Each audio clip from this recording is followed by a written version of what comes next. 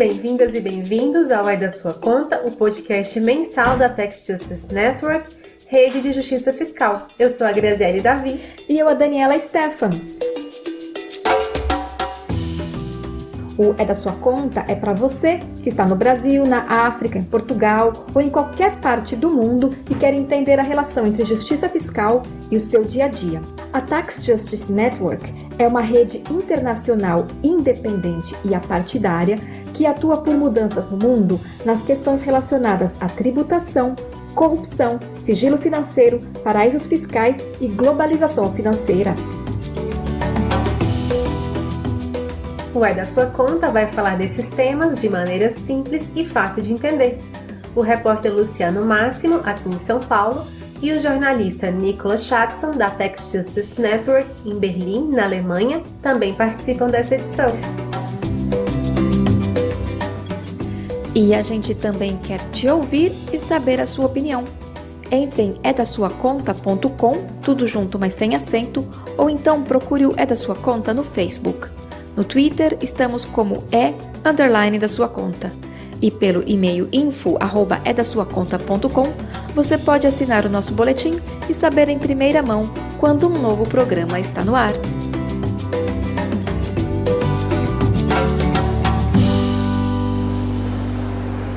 Graziele, é impressão minha ou o número de pessoas em situação de rua aumentou em São Paulo?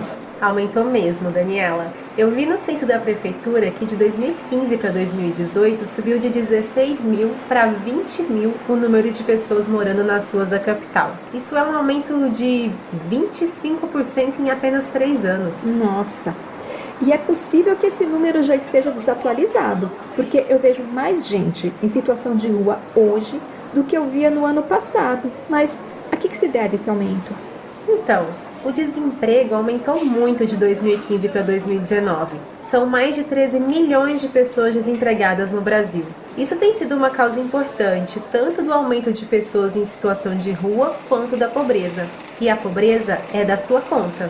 Neste primeiro episódio, o tema é a pobreza e sua relação com tributação e orçamento público. Com muita frequência, os super ricos e as grandes empresas multinacionais pagam muito menos do que as pessoas comuns. Isso não parece justo, né? Não. Mas eu estou entendendo onde você quer chegar e qual que é a relação entre os impostos e a pobreza. Se os impostos não forem bem arrecadados e distribuídos, isso pode dificultar o combate à pobreza. É isso? É isso mesmo. Por exemplo, como o governo arrecada o dinheiro para financiar as escolas, hospitais, iluminação, saneamento? É através dos impostos? Quase, Daniela. É através dos tributos. Tributo é o nome mais genérico para o conjunto de impostos, contribuições e taxas que as pessoas e as empresas pagam. Ou não pagam, porque é muito frequente que as grandes corporações multinacionais não paguem.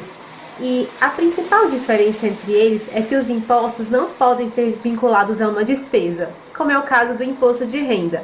Já as contribuições podem, por exemplo, a contribuição para o financiamento da Seguridade Social. E as taxas costumam ser por um serviço público, como a taxa de iluminação pública. Os tributos também podem ser diretos ou indiretos. Quando a gente compra qualquer coisa, pode ser alimento, roupa, remédio, sapato, a gente paga tributos sobre eles. Esses tributos que incidem sobre o produto são conhecidos como tributos indiretos. No Brasil, eles representam mais da metade de toda a estrutura tributária. Isso é bem diferente do que acontece nos países mais desenvolvidos, onde a maior parte da contribuição é de tributos diretos, ou seja, sobre a renda, o dinheiro que se ganha, e sobre o patrimônio, como imóveis, carros e outros bens. Agora, Daniela, quem você acha que proporcionalmente à sua renda paga mais tributos sobre os bens consumidos? Os mais ricos ou os mais pobres? Eu posso pedir ajuda para o Luciano Máximo para responder? Pode. Na verdade, ele foi para as ruas de São Paulo para fazer essa pergunta. Como é seu nome? Valdir. Valdir, o que o senhor faz, Valdir? Sou taxista. Ah, então taxista entende de imposto. Paga muito ou paga pouco imposto? Paga muito. Você acha que brasileiro paga muito imposto? Eu acho que sim, a gente tira pelo carro que a gente compra aqui do imposto, que o desconto que a gente tem, que é um imposto, um valor muito alto.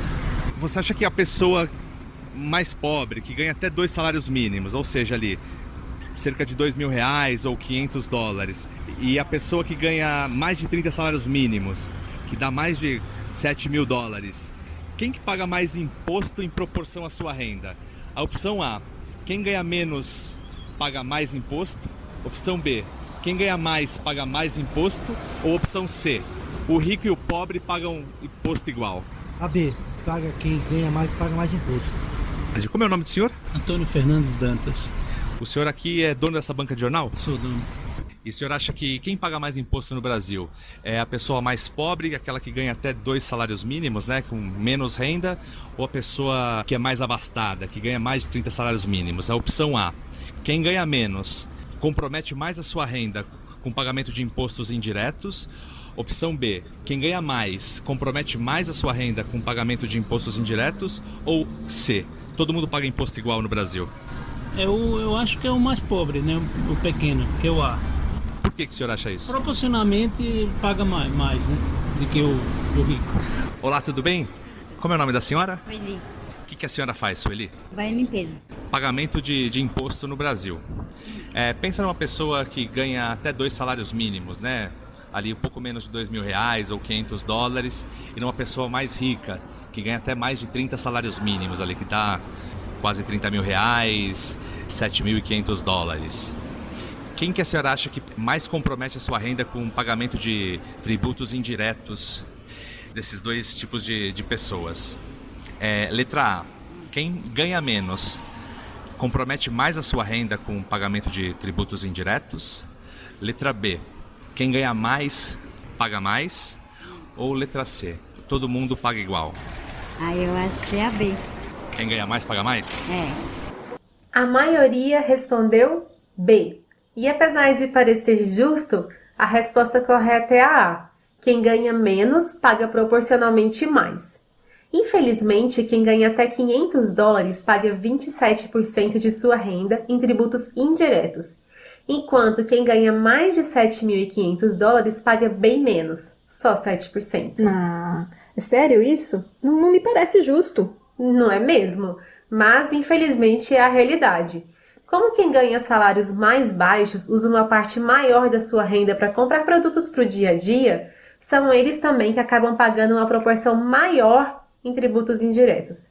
Realmente é uma grande injustiça fiscal. E isso porque nós ainda nem começamos a falar a respeito do que as grandes empresas multinacionais não pagam. Gente, como a injustiça fiscal dificulta o combate à pobreza. Nós selecionamos uns dados sobre o aumento da pobreza no mundo e eles mostram que os momentos de crise econômica pioram esse cenário.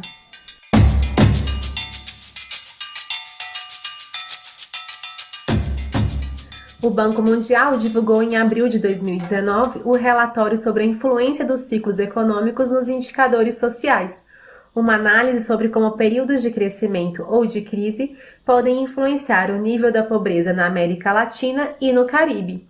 E este documento mostra que no Brasil a pobreza aumentou. Em apenas 3 anos fez com que mais de 7 milhões de pessoas entrassem em situação de pobreza, vivendo com até $5 ao dia. A recessão econômica foi apontada como um dos fatores do recente aumento da pobreza. O Banco Mundial aponta como uma das causas principais dessa recessão o fim do ciclo econômico, que durou de 2003 a 2013 e era muito relacionado a um cenário de grande exportação de commodities com um preço alto no mercado internacional.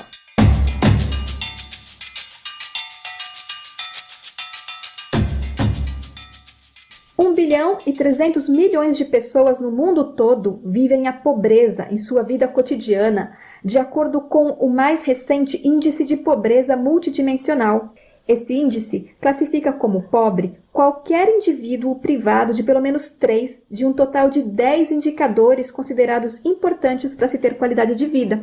Esses indicadores: nutrição, baixa mortalidade infantil, anos de escolaridade, crianças matriculadas em escola, energia para cozinhar, saneamento, água, eletricidade, moradia digna e renda.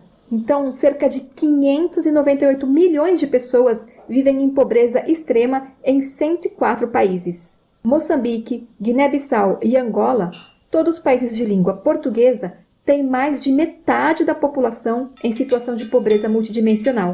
Os dados são do relatório do Programa das Nações Unidas para o Desenvolvimento e foi lançado em setembro de 2018.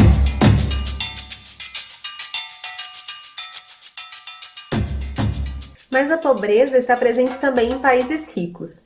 Nos Estados Unidos, 13 milhões de crianças estão vivendo em lares que a renda familiar está abaixo da linha da pobreza. Com isso, não estão tendo acesso à educação nem nutrição decente, além de correrem o risco de ficarem em situação de rua. 2/3 dessas crianças que vivem em situação de pobreza são pardas ou negras. Os dados são do relatório Ending Child Poverty Now, do Fundo de Defesa das Crianças, uma organização dos Estados Unidos que foca na defesa e na pesquisa sobre crianças. Eles argumentam que a cada dólar investido na redução da pobreza infantil, pelo menos outros $7 retornam para a economia do país. E voltando então para o Brasil, o país está ficando cada dia mais pobre. Essa é a realidade a partir de 2014, quando a crise econômica nos pegou. A minha percepção em relação à pobreza, ela fica evidenciada na questão do desemprego, né?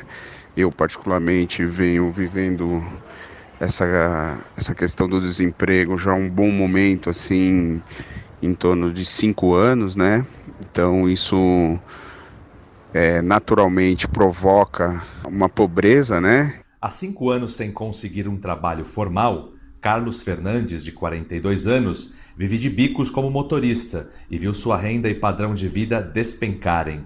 Para vencer essa situação, ele passou no curso superior de letras no Instituto Federal de São Paulo e, quando pegar o diploma, ele pretende prestar concurso e trabalhar como professor. A estabilidade de um cargo público é a única forma que ele vê para voltar ao mercado de trabalho.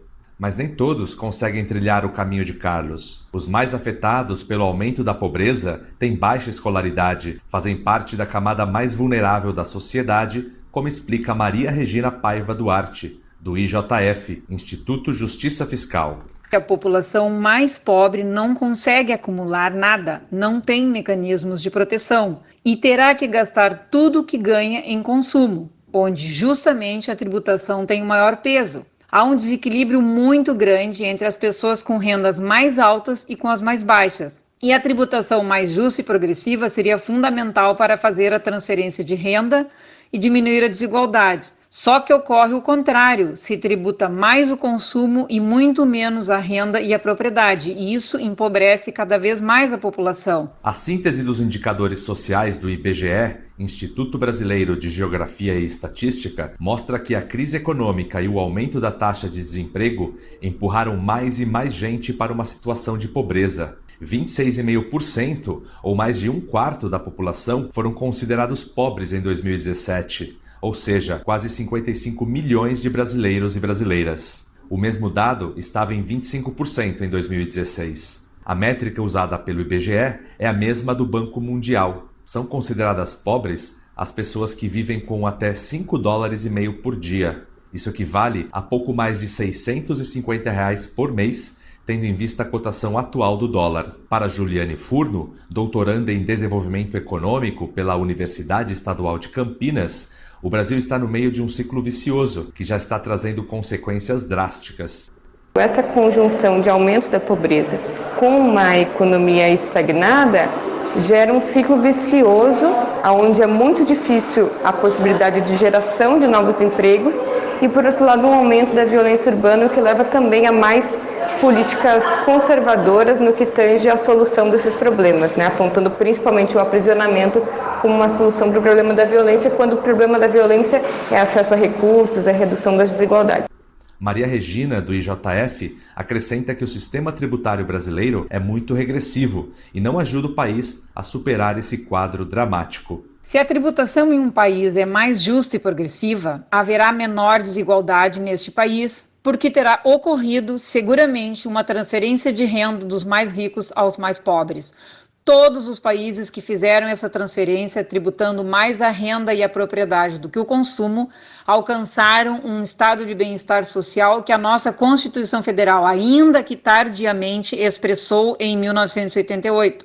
Na síntese dos indicadores sociais mais recente, o IBGE estima que o Estado brasileiro precisaria investir 10 bilhões e 200 milhões de reais por mês para erradicar a pobreza no país. Mas num contexto que combina economia raquítica e política econômica de austeridade, com muito corte de gastos sociais, fica complicado prever um futuro melhor para os brasileiros e as brasileiras mais vulneráveis. Luciano Máximo é da sua conta.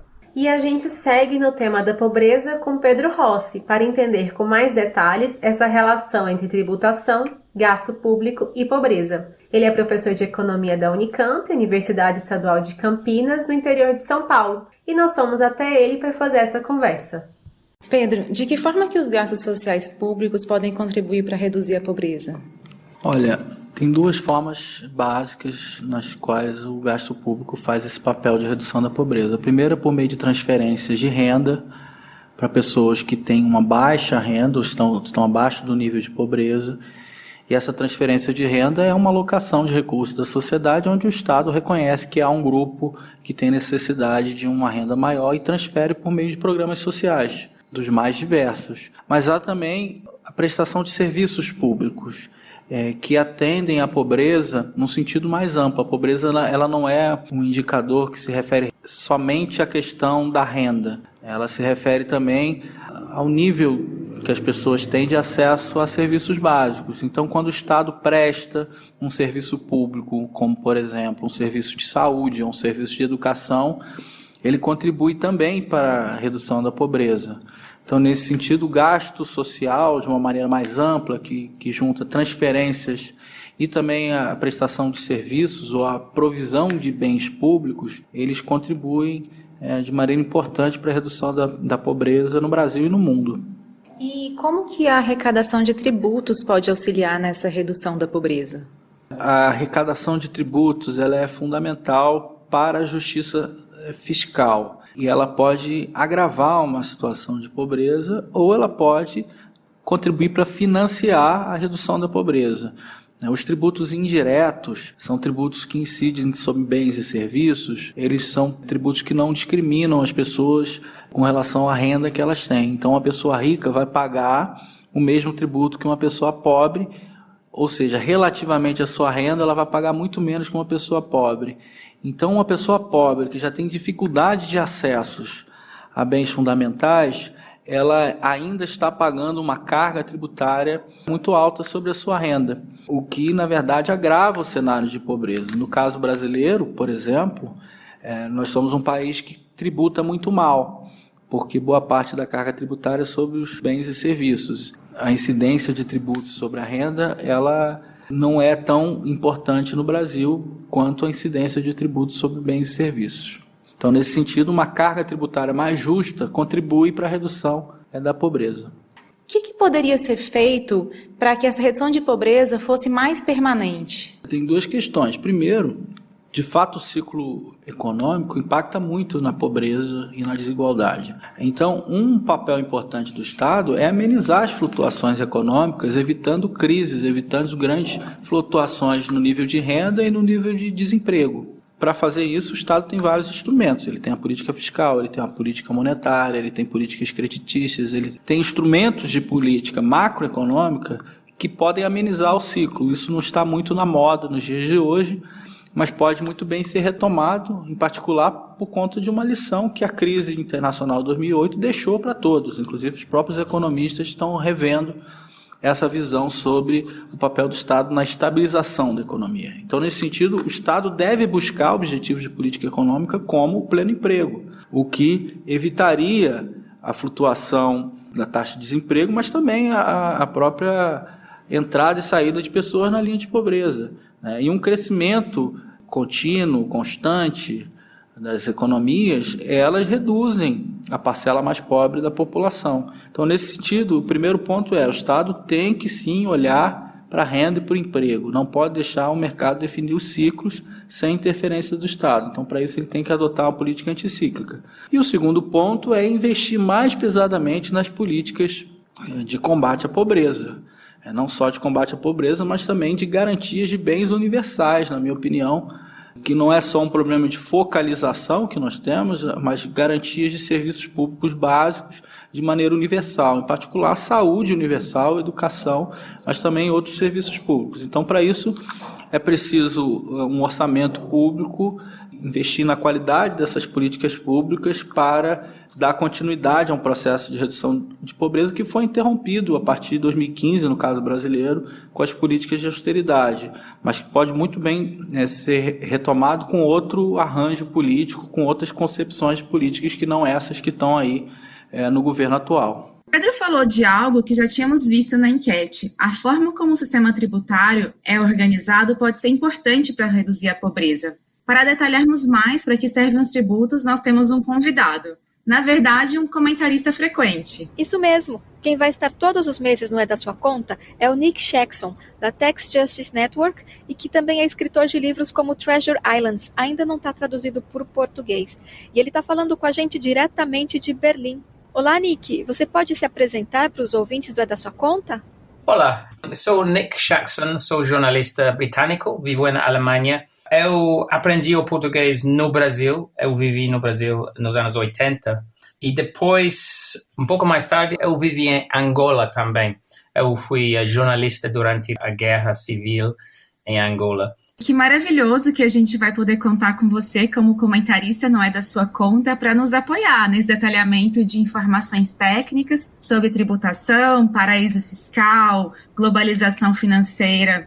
E existe um material da Tax Justice Network que sempre é comentado quando se fala em princípios orientadores de uma tributação justa, os famosos 4 R's. E apesar de serem conhecidos com esse nome em inglês, foi possível manter em português também, que ficou receita, redistribuição, reprecificação e representatividade. Você pode nos contar um pouquinho sobre cada um desses 4 R's? Sim, receita, o governo tem impostos, o governo recebe dinheiro dos cidadãos, das companhias, e depois tem dinheiro para fazer as despesas, para as escolas, hospitais, tudo isso. Isto é receita. E, bom, tem muito controverso sempre sobre o nível que um país tem que ter, mas geralmente é bem conhecido. Mas tem mais 3 R's que não são bem conhecidos. O segundo R é a redistribuição. Quer dizer que o governo pode utilizar o sistema tributário para redistribuir a riqueza. Se tem muita desigualdade no país, um governo pode dizer, vamos a redistribuir, utilizar o sistema tributário para redistribuir a riqueza dos ricos para os pobres. Isso é uma coisa que é importante para todos os países. Normalmente, os países ricos, a desigualdade é alta, mas não é tão alta como nos países mais pobres. Mas o problema é que nos países mais pobres, o sistema político normalmente faz que é mais difícil politicamente fazer esta redistribuição. A terceira R é a reprecificação. O povo decide que tem uma coisa, o mal, por exemplo, que o governo quer mudar o preço dessa coisa para influenciar a gente para mudar o comportamento. Por exemplo, um preço do carbono. No mercado livre, o preço de carbono pode ser muito baixo. E quando o preço é baixo, a gente vai utilizar muito carbono, vai utilizar os carros muito, vão nos aviões. O problema é que quando o governo deixa o mercado livre para fazer isso e o preço é baixo, vai ter problemas no clima. Todo mundo sabe que problemas da mudança climática que está passando e temos que queimar menos petróleo. O quarto R é a representatividade. Quer dizer que os impostos podem fazer uma ligação entre o governo e o povo e os cidadãos. Normalmente, quando o governo vai aos cidadãos, diz: vamos pedir impostos de vocês, vocês vão ter que pagar, mas na contrapartida desse pagamento, nós, o governo, vamos entregar escolas, medicina, toda essa coisa que é necessária para os cidadãos. Um negócio. Vocês pagam impostos e nós, o governo, vamos fazer essas coisas para vocês.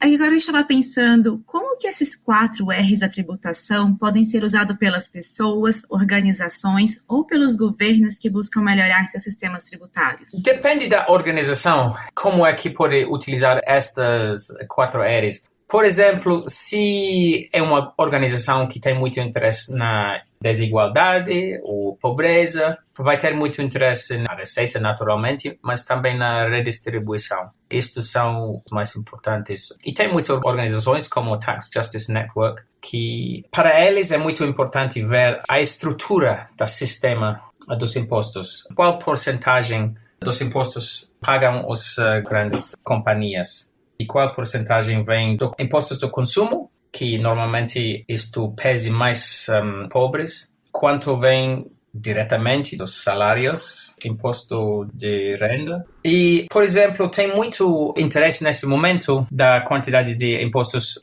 sobre qual é a porcentagem do dinheiro pagam os grandes multinacionais, como Exxon, como Apple. E neste assunto, vemos muitos problemas com tax havens, com paraísos fiscais. Então, uma ONG pode trabalhar neste sentido, mas se a gente fala de reprecificação, mudar os preços de algumas coisas, depende da organização, mas organizações que trabalham no campo de mudança climática vão ter muito interesse neste terceiro R, reprecificação.